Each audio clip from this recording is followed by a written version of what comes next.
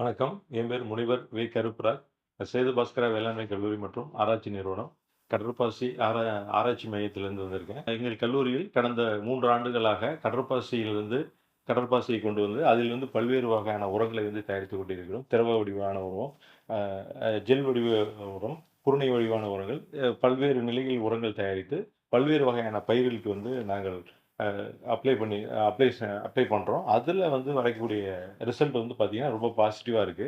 இன்னைக்கு இருக்கக்கூடிய காலகட்டத்தில கெமிக்கலுக்கு ஆல்டர்னேட்டிவா பார்த்தீங்கன்னா, இந்த கடற்பாசி மிகப்பெரிய தீர்வாக அமையும் என்று நாங்க எதிர்பார்க்கிறோம்.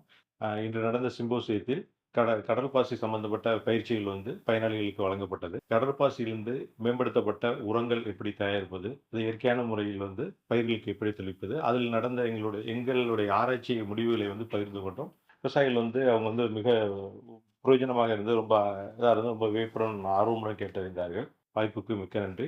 அனைத்து ஏற்பாடுகளையும் செய்த நிர்வாகத்திற்கு என்னுடைய மனமார்ந்த நன்றியை தெரிவிக்கிறேன்.